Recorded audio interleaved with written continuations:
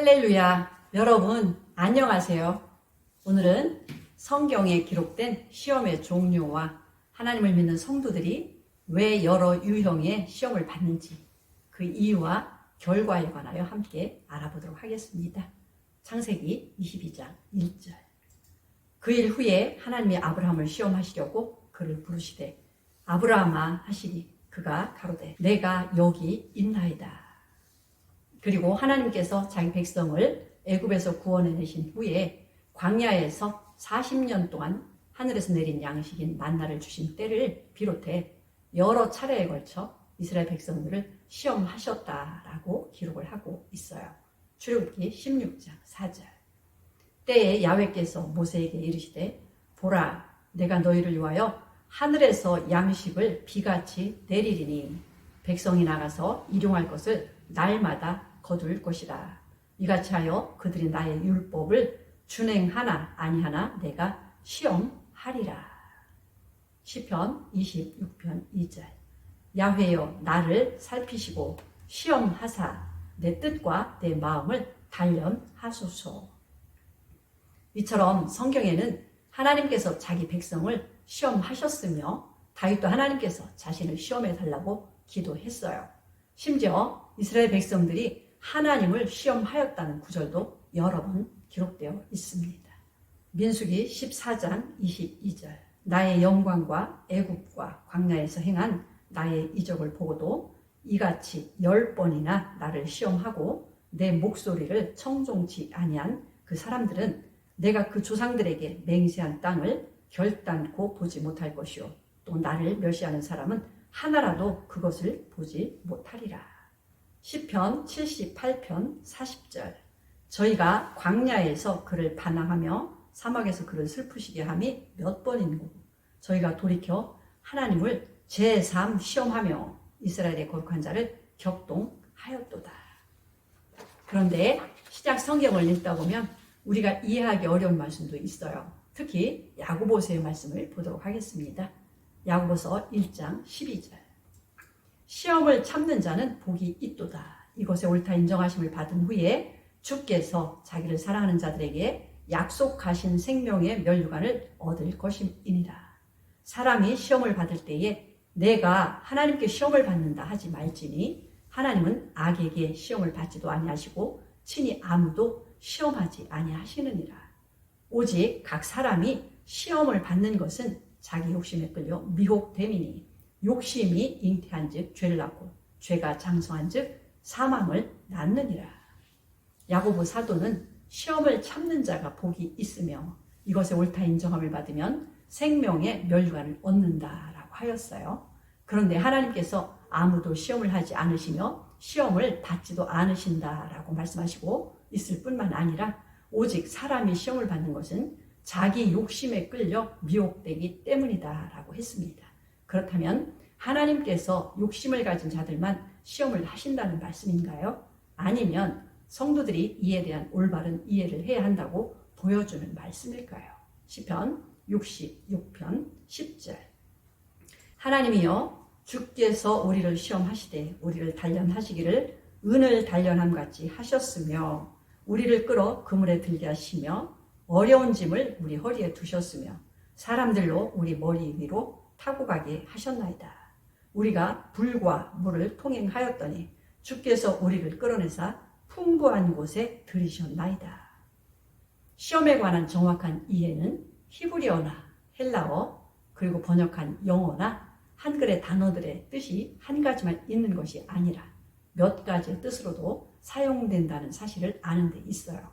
예를 들어 하나님께서 말세의 모든 육체에게 그분의 영을 부어주신다라고 약속하셨는데 영은 히브리어로 잘 알려진 단어인 르하우라고 합니다. 이 단어는 사전에 영, 바람, 호흡 등 몇 가지의 의미가 있다고 설명되어 있습니다. 히브리어 르하우에 해당되는 헬라어 단어는 퓨뉴마인데요. 역시 영, 바람, 호흡 등의 의미로 성경에 사용되었습니다. 요한복음 4장 24절. 하나님은 영이시니 예배하는 자가 영과 진리로 예배할지니라. 이 말씀에서 영이라고 번역된 헬라어는 퓨뉴마인데요. 퓨뉴마는 바람이라는 뜻도 있으므로 하나는 바람이시니 바람으로 예배하라라고 번역한다면 진리의 말씀과 달라지게 될 것입니다. 다른 예를 한 번 더 보겠습니다. 요한복음 3장 5절. 예수께서 대답하시되 진실로 진실로 내게 이르노니 사람이 물과 성령으로 나지 아니하면 하나님 나라에 들어갈 수 없느니라. 육으로 난 것은 육이요 성령으로 난 것은 영이니 내가 내게 거듭나야 하겠다 하는 말을 기이 여기지 말라.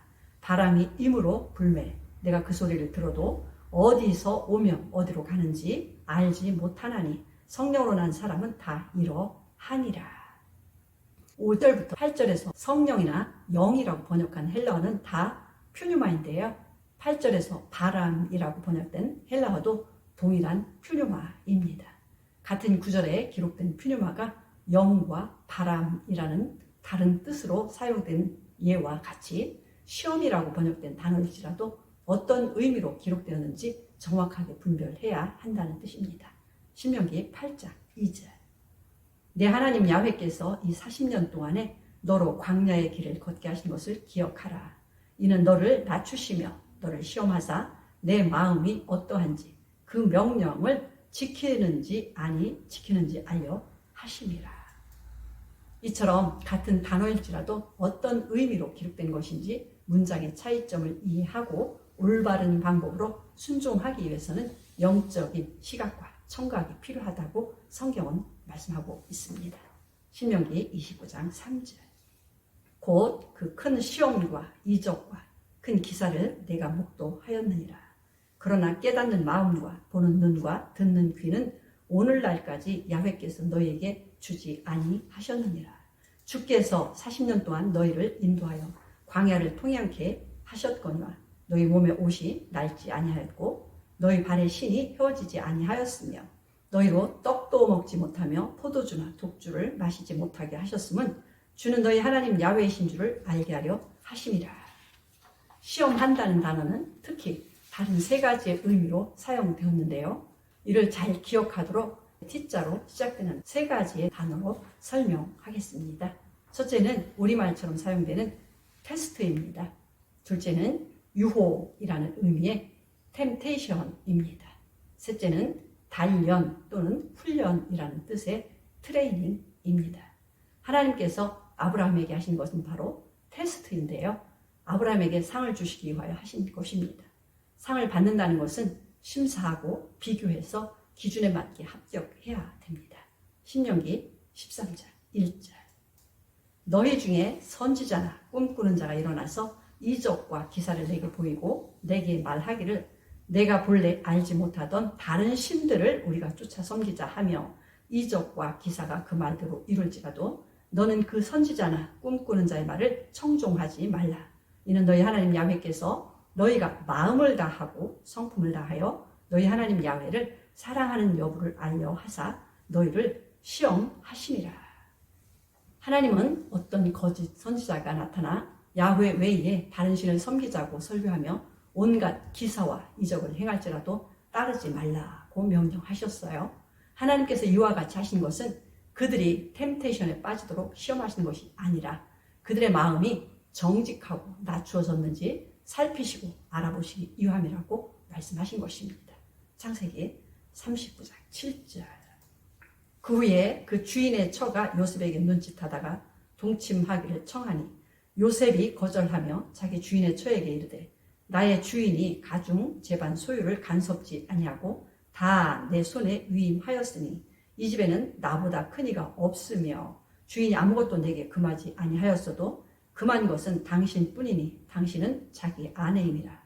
그런즉 내가 어찌 이 큰 악을 행하여 하나님께 득죄하리이까. 보디발의 아내가 요셉을 템테이션을 했는데요. 그것은 하나님께서 하신 시험이 아닙니다. 하나님은 테스트와 트레이닝을 하시지만 템테이션은 하시지 않아요. 당시에 집안에 유혹하는 여인과 유혹받는 요셉만 있었지만 요셉은 거기서 인내하지 않고 겉옷을 빼앗기기까지 하면서 도망쳐 나왔습니다.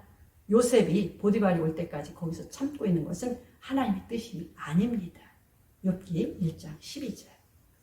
야훼께서 사단에게 이르시되 내가 그의 소유물을 다 내 손에 붙여놓으라. 오직 그의 몸에는 내 손을 대지 말지니라. 사단이 곧 야훼 앞에서 물러가니라. 이 말씀은 하나님께서 욥을 시험하신 말씀이 아닙니다. 시험하는 자는 하나님이 아니시며 사단 마귀입니다. 하나님께서 사단에게 욥을 시험하도록 허락하신 것은 욥이 이 시험을 이길 것을 확실히 아셨기 때문입니다. 이 시험에서 사단이 욥에게 준 것은 템테이션이었고 하나님께서 욥에게 허락하신 것은 트레이닝이었어요. 하나님께서 하신 것은 주셨던 복보다 갑절의 복을 상으로 주시기 위하여 트레이닝 하시는 것입니다. 하나님은 욥을 사단이 시험케 하심으로써 모든 사람에게 욥의 의로움을 증명하시며 성도들에게 모델로 삼고자 하시는 것입니다. 마태복음 4장 1절. 그때에 예수께서 성령에게 이끌려 마귀에게 시험을 받으러 광야로 가사 40일을 밤낮으로 금식하신 후에 줄이신지라.